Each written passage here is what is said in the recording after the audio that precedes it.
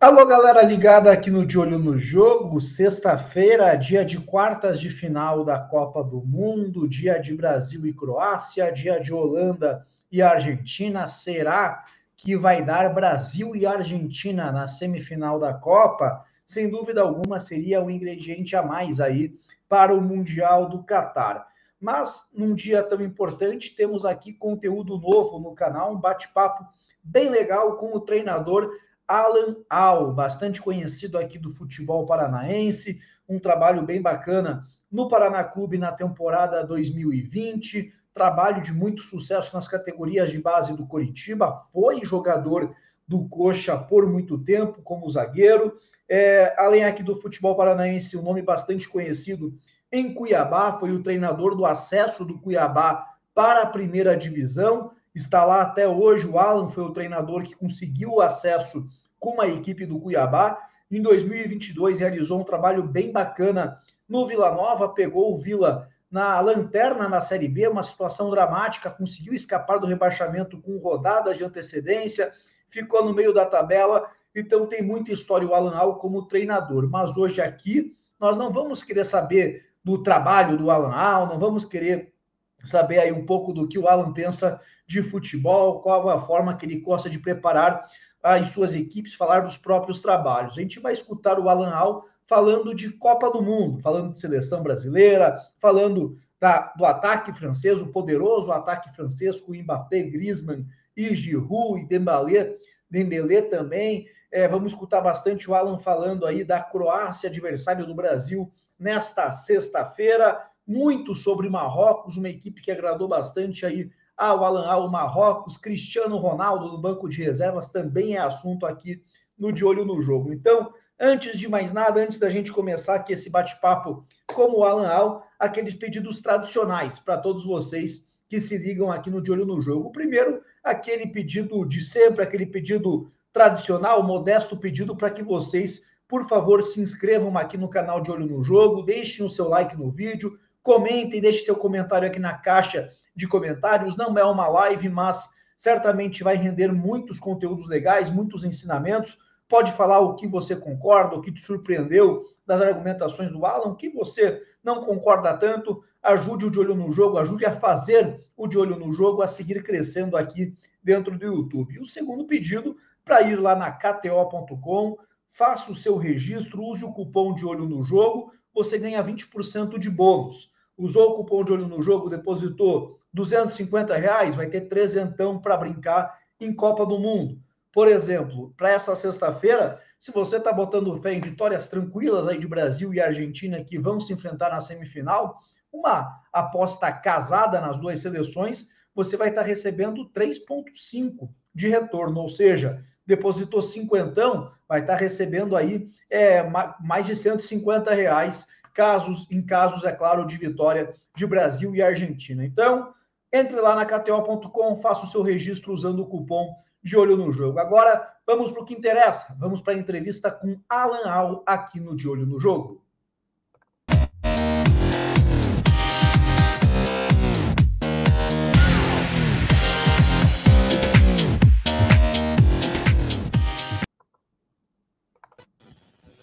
Primeiramente, Alan, agradecer desde já você aceitar aqui o convite, bater esse papo aqui com a gente a respeito aí de Copa do Mundo. Sempre um prazer poder falar contigo, sempre aprendemos todos aí muito com você a respeito de futebol, e Copa do Mundo, sem dúvida, aí acaba sendo um grande momento para reflexão, para análise, para confirmação, para surpresas.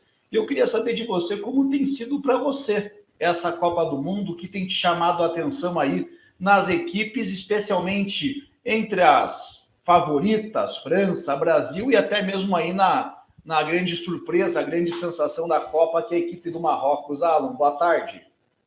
Boa tarde, eu que agradeço o convite, é sempre um prazer estar falando com você.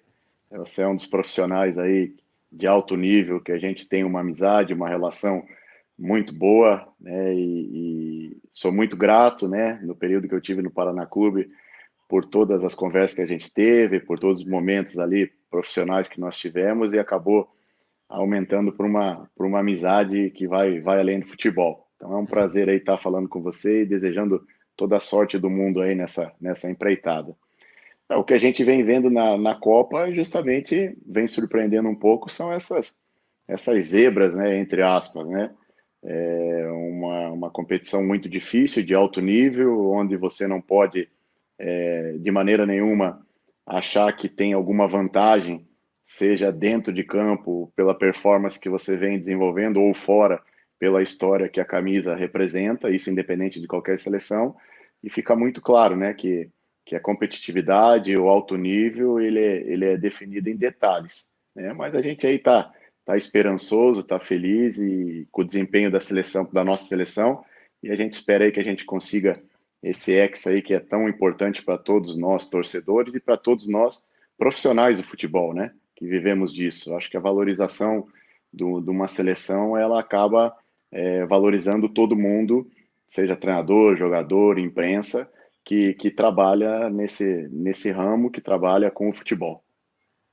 Pois é, sem dúvida alguma, o Hexa traria aí muitos benefícios para todo o ecossistema, né, do futebol brasileiro.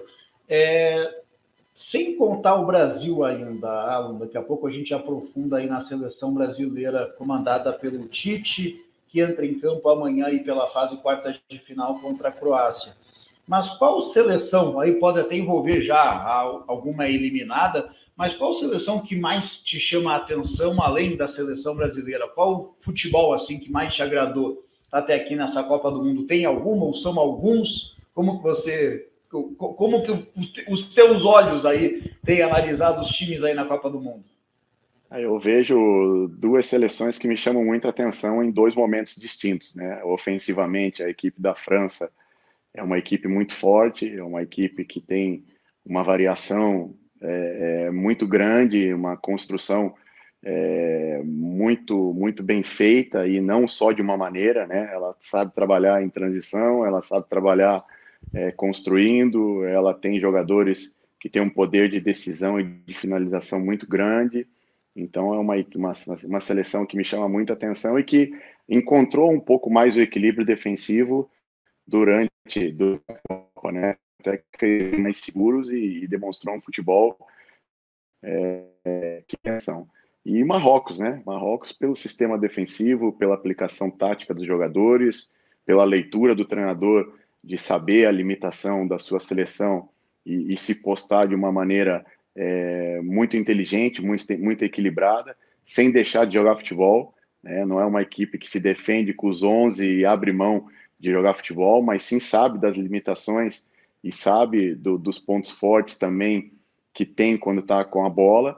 Então são duas seleções aí que vem mostrando que vão incomodar bastante, né? Eu não digo que são favoritas, porque na minha opinião o favoritismo ele é nosso, da seleção brasileira, mas são seleções que na minha opinião aí vão dificultar muito, até porque, como eu falei, é uma competição de altíssimo nível e você não pode piscar, não pode desperdiçar oportunidade, não pode cometer erro, porque são jogadores aí que, mesmo defendendo as suas seleções, eles jogam em ligas pelo mundo todo, né? Então, são essas duas seleções aí que, depois da nossa, eu acho que me chamam muita atenção em momentos distintos, né? Marrocos, principalmente pelo sistema defensivo, e a França, no momento ofensivo, que eu vejo com jogadores que desequilibram de uma maneira parecida com a nossa.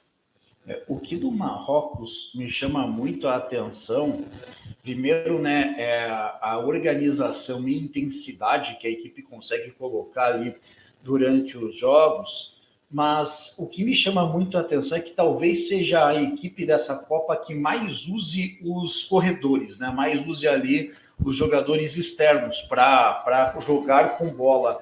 A Copa do Mundo dos dois laterais, o Hakimi na direita é excepcional, o Ziyech na frente jogando aberto pela ponta direita, também um nível ali elevadíssimo. Talvez seja a equipe aqui que melhor explore, né, as amplitudes ali que os laterais dão para o time, Alan. Sem dúvida. E aí você tocou num ponto que eu bato muito particularmente nessa tecla. Você só consegue ter intensidade se você tiver organização. Não tem como você fugir disso, porque você pode ter um time intenso durante 15 minutos, 20 minutos, se ele estiver desorganizado, ele não vai conseguir sustentar essa intensidade.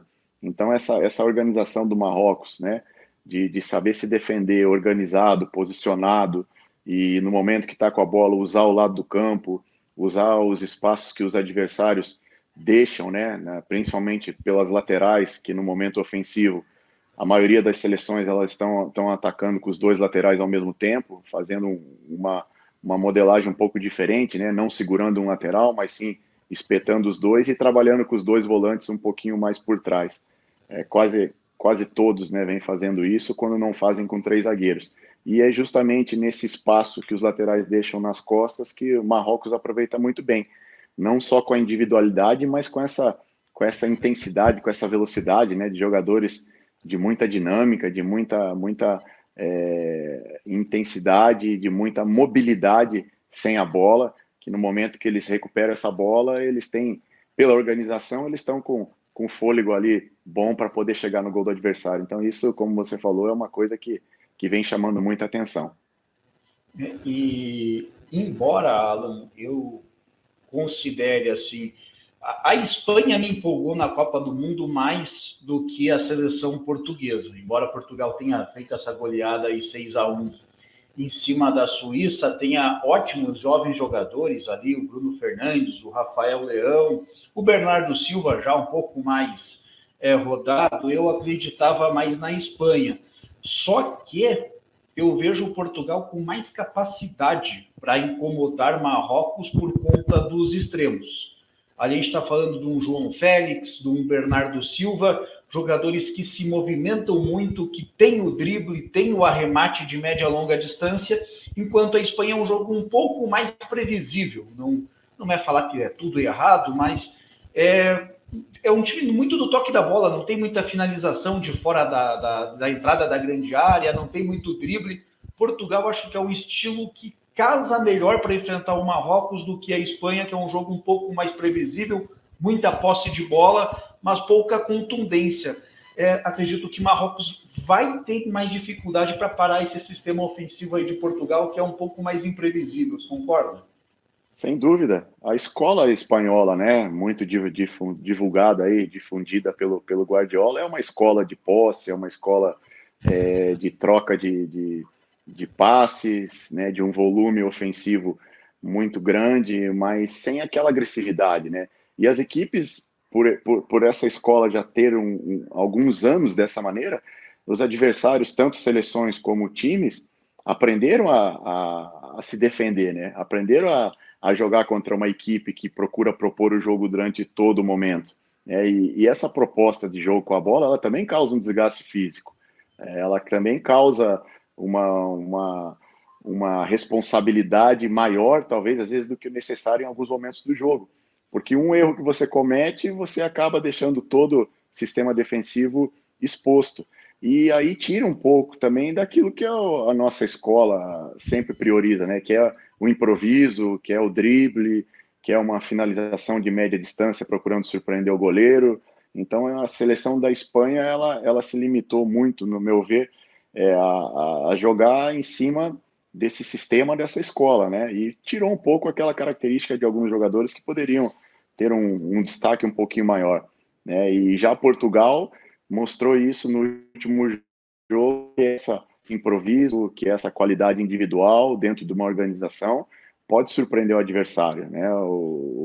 A Suíça, ela trabalhando com 3 zagueiros em muitos momentos ali, e a equipe de Portugal fazendo uma movimentação conforme o jogo propunha que se fizesse, conseguiu envolver completamente, e se tivesse ali mais 10, 15 minutos, com certeza sair mais gols, porque não adianta fugir, né, pelo menos na minha opinião, que a questão individual ela pesa muito, né, ela faz a diferença em muitos momentos do jogo, né, você elabora o teu plano de jogo, você treina a tua equipe, mas quem joga lá dentro, quem toma as decisões, são os atletas, né? E principalmente no momento ofensivo, essa tomada de decisão, ela acaba fazendo a diferença, né? O primeiro gol de Portugal, com uma finalização rápida, quase sem ângulo, abriu o placar ali, se não me engano, foi a abertura do placar, dentro da área, um giro que ali é muito do jogador, da leitura do jogador. Então, Portugal vai incomodar muito mais, mas eu acredito que Marrocos, até pela questão de estar com a autoestima muito grande, estar com a confiança muito elevada, também vai dificultar muito para Portugal.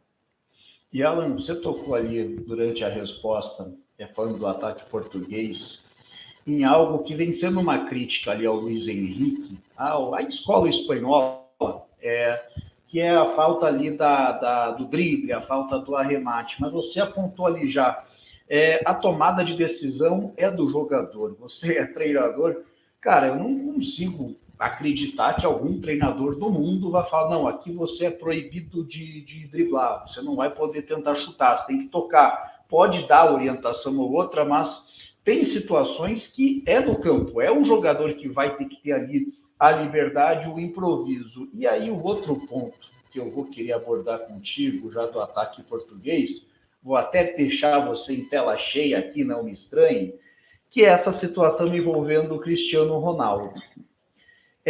Mais do que, a gente não sabe ali exatamente quais foram os termos utilizados na discussão Cristiano e Fernando Santos, mas como que é para o treinador tomar uma decisão como essa, de barrar ali a maior estrela, de mostrar autoridade, como que é ser líder em um momento tão complexo, tão importante como esse, Alan? Não deve ser fácil, né? Ainda mais quando você lida com um jogador do nível do Cristiano Ronaldo. Só que como treinador, né, nos primeiros jogos, a gente percebeu, pelo fato do Cristiano não tá jogando com frequência, ter uma minutagem muito baixa, que o desempenho dele na Copa do Mundo foi realmente muito abaixo, né? E por se tratar de uma competição muito curta, não tem como você recuperar um atleta para que ele possa readquirir aquele nível físico dele, mesmo com a idade dele, ele sempre dependeu muito da questão física, né, da questão de ritmo de jogo, e numa Copa do Mundo não tem como você fazer isso, de recuperar o atleta colocando ele em alguns minutos como se fosse um campeonato mais longo. Então você tem que tomar algumas decisões que vão cortar na própria carne, né? E ficou provado que se ele não tiver a mesma intensidade, se não tiver a mesma capacidade física e técnica que ele teve em outros momentos recentes, eu não estou falando de carreira passada, é engolido, né? Os sistemas defensivos engolem. São jogadores de alto nível que estão disputando uma Copa do Mundo, né? Independente do adversário.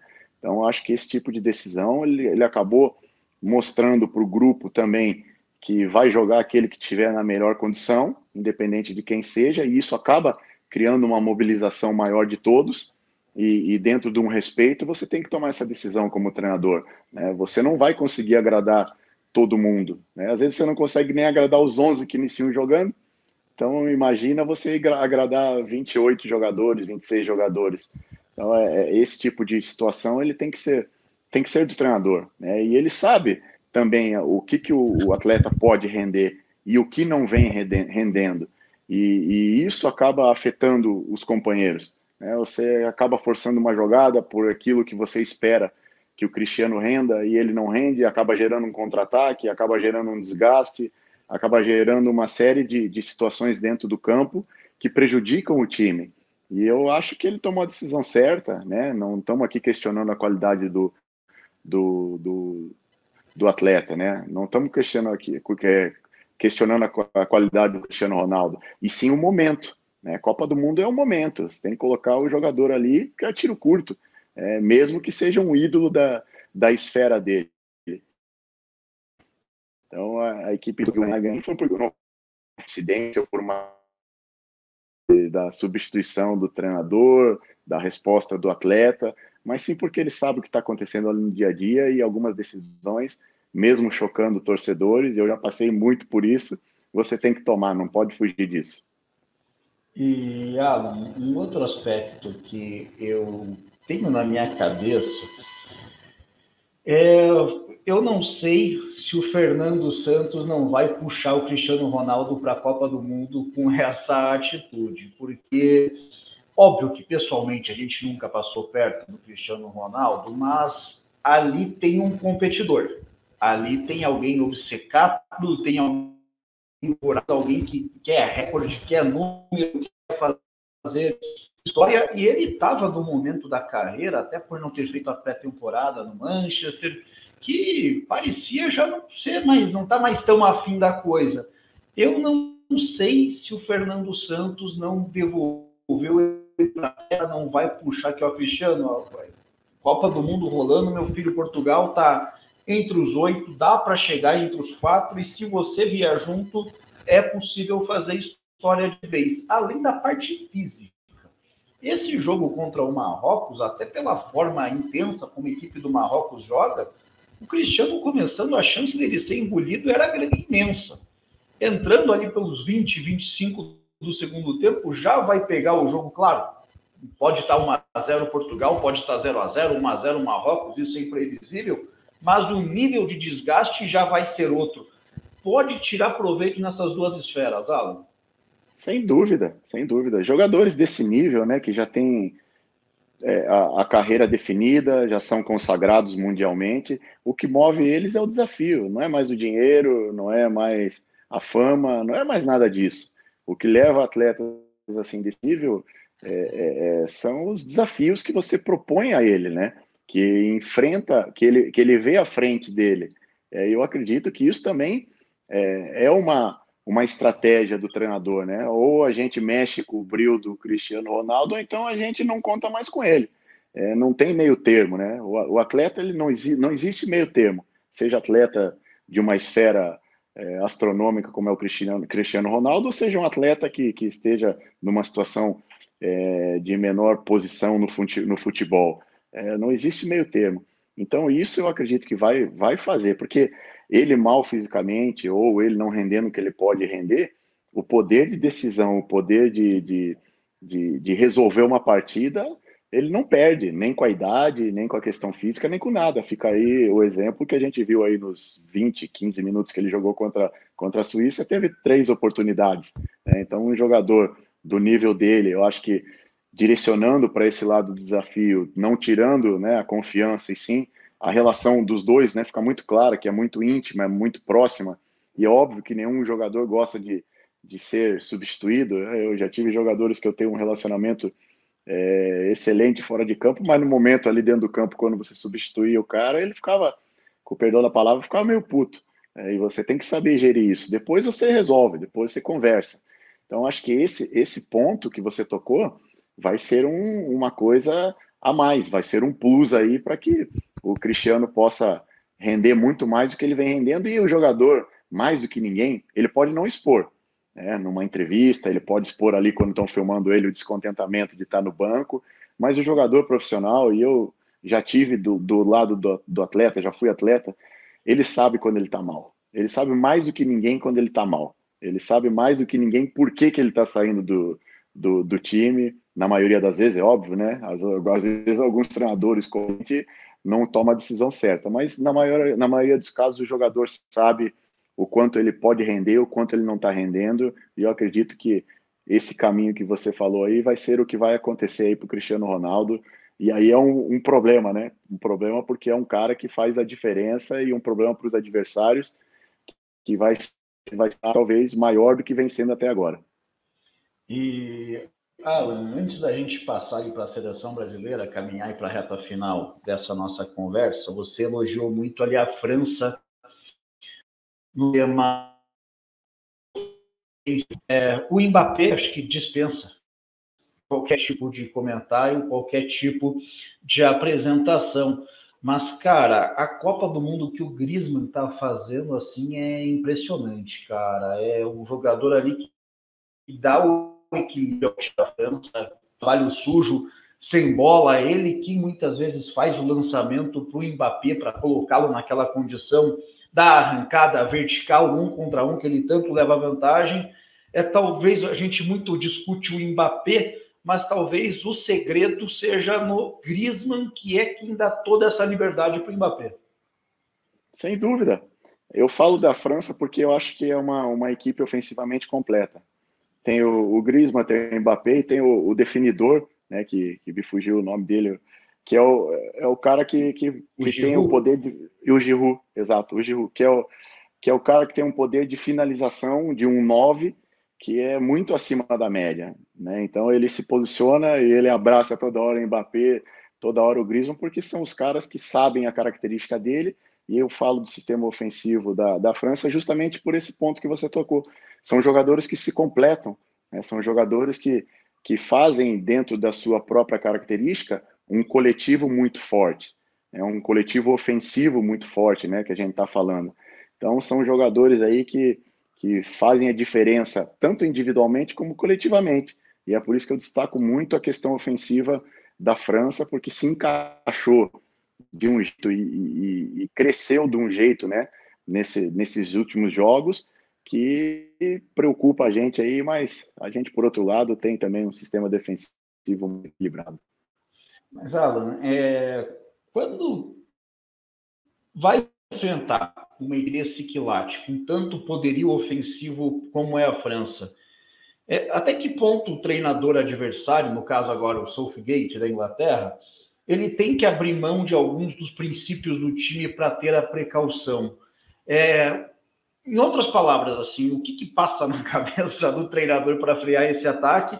E se você fosse enfrentar a França, que caminho você adotaria para tentar bloquear um pouco dessa força ofensiva? Ia pressionar o Griezmann? Era no Mbappé mesmo a tua preocupação?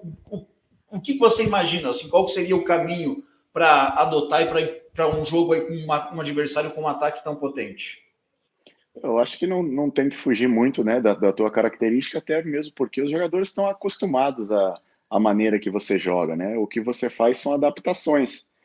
Como você sabe que são jogadores aí que a gente citou, né, fora os outros, que fazem uma diferença muito grande, eu acho que o mais importante é você procurar bloquear esse tipo de ação ofensiva na origem, né? Os jogadores, de repente, têm um pouquinho mais de dificuldade na construção, jogadores que têm um pouquinho mais de dificuldade para que essa bola chegue nesses 3 jogadores, porque depois que chega, daí você tem que dobrar uma marcação, você tem que fazer uma falta tática, aí já parte para um segundo estágio defensivo, que é o mais próximo de você tomar um gol. Então, você tem que procurar, eu particularmente procuraria dificultar as ações antes da bola chegar nesses jogadores, antes da bola chegar nesses caras.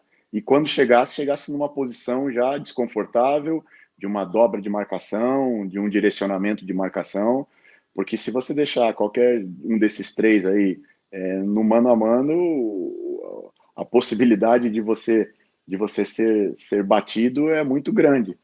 Mas mesmo assim, você não pode abrir mão da sua maneira de jogar, porque não tem nenhuma equipe no mundo, pelo menos na minha opinião, que consiga dominar o adversário durante 90, 100 minutos.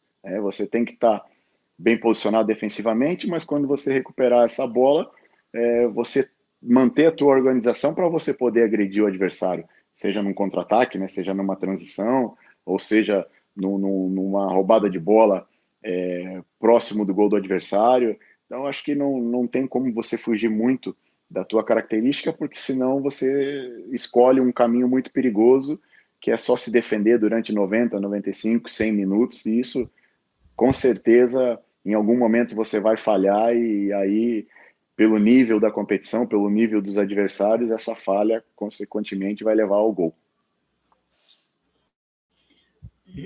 Alan, amanhã, seleção brasileira entra em campo, fase quartas de final, tem pela frente a Croácia. Na teoria, um jogo com característica bem diferente, né, do que a Coreia apresentou. A Coreia talvez tenha sido o único time que permitiu espaço ao Brasil, o time titular, para jogar, e pagou caríssimo. A Croácia tem um poder de marcação muito melhor assim que o da Coreia, tem jogadores com muita qualidade, o goleiro Livakovic aí foi destaque na rodada passada, pegando até pênalti, o Guardiol, o zagueiro, faz uma excelente Copa do Mundo, o Luka Modric dispensa apresentação, Perisic na frente, Kramaric na frente também, atletas consagrados, mas a Croácia nessa Copa do Mundo ainda fez poucos jogos bons ou até poucos minutos bons.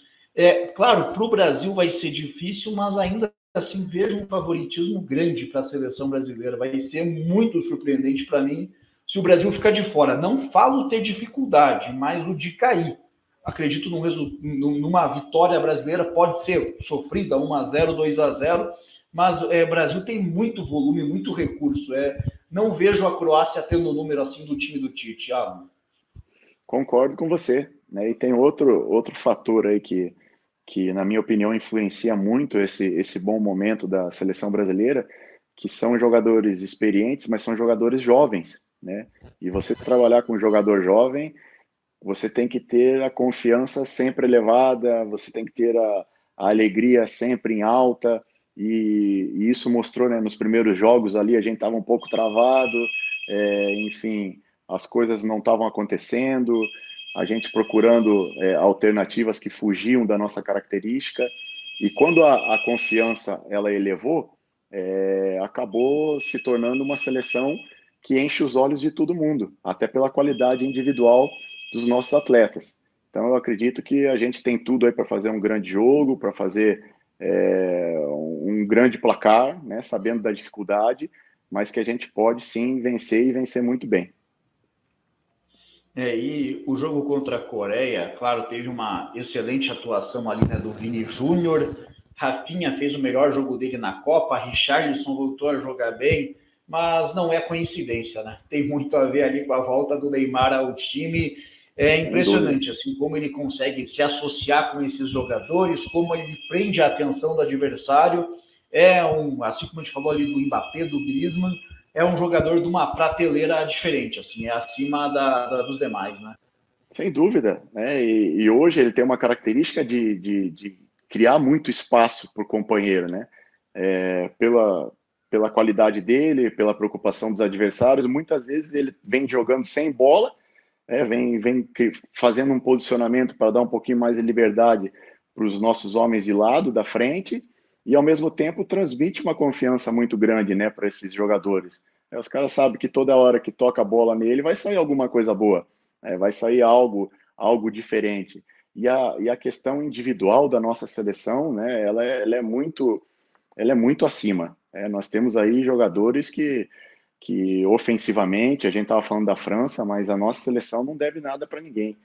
Fazem a diferença individual, fazem essa diferença do improviso. Isso ficou muito claro contra a Coreia, tentava marcar por zona, daí quebrava uma linha num drible, quebrava uma linha de marcação numa tabela curta, e esse repertório muito grande que a gente tem, depois dos primeiros jogos, né, que a gente se sentiu muito mais solto, muito mais confiante, dificilmente alguma equipe vai conseguir segurar nosso momento ofensivo. E outra coisa que para mim fica muito clara é que a gente vem fazendo excelentes jogos porque o nosso sistema defensivo ele é muito equilibrado e é uma participação coletiva. A gente vê o Neymar ali e o nosso querido Pombo vindo recompor numa intermediária defensiva quando a gente está sem a bola. Então, são características que a gente sabe que fazem a diferença, não só no momento defensivo, mas no momento que a gente recupera essa bola. Os adversários são obrigados a subir um pouquinho mais a marcação, em cima do Richarlison, em cima do Neymar, e acabam deixando espaço nas costas para os meninos do lado. E se eles se propõem a ficar um pouco mais atrás, dão espaço para o Richarlison e para o Neymar trabalhar entre linhas. Então, vira uma dúvida cruel para qualquer treinador. Se você adianta a marcação em cima desses dois jogadores que trabalham mais centralizados, deixa espaço nas costas para quem joga do lado. Se você mantém a tua linha de defensiva um pouco mais baixa, sobrecarrega a linha de meio de campo, sobrecarrega a linha dos volantes. Então, esse encaixe no momento defensivo, esse posicionamento nosso no momento defensivo, ele vem fazendo a diferença. E fora isso, a qualidade, né, individual dos 11 jogadores ali que vem iniciando, fora o que a gente tem no banco, é uma coisa muito acima, é uma coisa muito chamativa, né? Que sempre foi uma característica nossa, e pelo sistema que a gente vem jogando, isso acaba aflorando ainda mais aquilo que sempre foi o nosso diferencial, e principalmente em cima de uma organização tática. Eu acho que isso é fundamental. Sem dúvida, é impressionante assim como o Tite conseguiu dar um equilíbrio para a seleção brasileira, né? Porque defensivamente sofre muito pouco e ofensivamente produz ali muito. É um ataque ali muito difícil de você fazer a leitura porque tem vários tipos de caminho.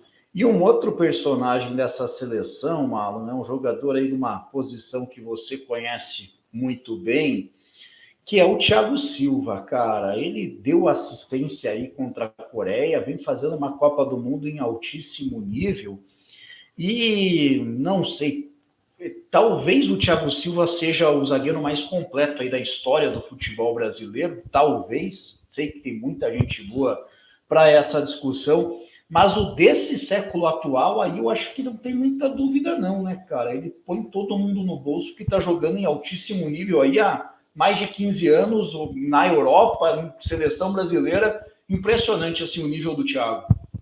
Sem dúvida nenhuma. É uma pena que ele já esteja aí na reta final da carreira dele. É um cara que tem um perfil que dá esse equilíbrio também emocional à seleção, né? Que segura um pouco esse ímpeto da juventude. Eu vi em alguns jogos aí os caras comemorando, e ele, não, beleza, comemoramos, vamos embora, vamos jogar de novo, vamos pôr o pezinho no chão, e tem que ter um cara que tem essa liderança, e outro ponto, e eu joguei ali, né, dupla de zaga é muito casamento, é muito você se completar com o teu companheiro, né, e esse casamento que ele tem com o Marquinho aí há muito tempo, eu acho que faz a diferença porque ele se sente seguro, em muitos momentos eles trocam de lado, são jogadores ali que têm uma qualidade técnica muito refinada, né, são zagueiros que já fazem a intervenção, o corte, ligando um contra-ataque, que trabalham em 2, 3 toques, deram um pouquinho mais de ritmo. Acho que o mais difícil nos primeiros jogos foi que a gente, na saída de bola com eles ali, começou a cadenciar demais, e quando eles aceleram esse passe na hora certa, pela qualidade que eles têm, já é meio caminho andado para o gol. Então é um cara que tem uma liderança técnica, né? Não é um cara de ficar falando, de ficar gritando, é uma liderança diferente, é uma liderança muito equilibrada, e ele está no momento, eu acho que, mais maduro, né, em termos de Copa do Mundo, para saber suportar essa pressão, e demonstra isso para os meninos, e é o treinador dentro de campo, né? É o cara que faz ali a molecada jogar, faz a molecada colocar o pé no chão quando precisa pôr, e segurar um pouco a empolgação, que eu acho que isso também faz parte de uma liderança, e eu tenho tudo para ser, na minha opinião, um dos melhores jogadores da Copa. Sem dúvida alguma, é impressionante aí o nível do Thiago. Alan, gostaria aí de agradecer muito a tua participação, tirar aí teu tempo, mais de 30 minutos aí de conversa, batendo papo, período de férias aí para você no futebol. Você, trabalho do Alan treinador, a gente já conhece aí há algum tempo, agora estamos tendo a oportunidade de ver o Alan aí comentarista, o Alan analisando aí Copa do Mundo, mas muito legal, sem dúvida alguma aí, um conteúdo muito rico, aprendemos muito aí mais uma vez com você, sempre uma satisfação poder conversar com um amigo aí, especialmente sobre futebol e Copa do Mundo. Muito obrigado, Alan. Imagina, eu que agradeço. Quando a conversa é boa, passa rápido, né? 30 minutos ali de aprendizado, de troca de conhecimento. Não é fácil, né? Eu sempre falo isso para os meus jogadores, né? Que ser comentarista também não é fácil, né? Você fazer uma análise do que está acontecendo. A gente tem um carinho muito grande um pelo outro, e isso para mim não tem preço. Independente de estar de férias ou não, falar de futebol, falar com pessoas que a gente gosta, ter um contato assim, mesmo que não com frequência, mas um contato muito sincero, muito honesto, é um prazer, é revigorante, e eu fico feliz e orgulhoso aí de participar de um programa com você, pelo teu nível de profissionalismo e por tudo que você representa no futebol.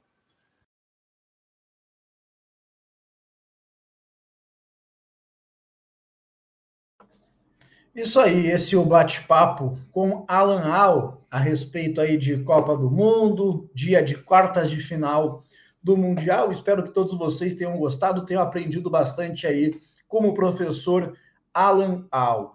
Então, sexta-feira tem Brasil e Croácia, Holanda e Argentina. Sábado tem Marrocos e Portugal, Inglaterra e França. Então, no final de semana, aí neste domingo, voltaremos com conteúdos importantes aí sobre Copa do Mundo e também já falando aí do mercado dos nossos clubes. Atlético e Coritiba se apresentarão na próxima quinta-feira, dia 15 de dezembro, pensando já na temporada 2023. Então, final de semana será bastante agitado, semana que vem com muitos conteúdos aqui no canal de Olho no Jogo. Uma boa semana a todos, um bom final de semana a todos. Boa Copa do Mundo para todos vocês. Espero que tenham gostado do conteúdo de hoje.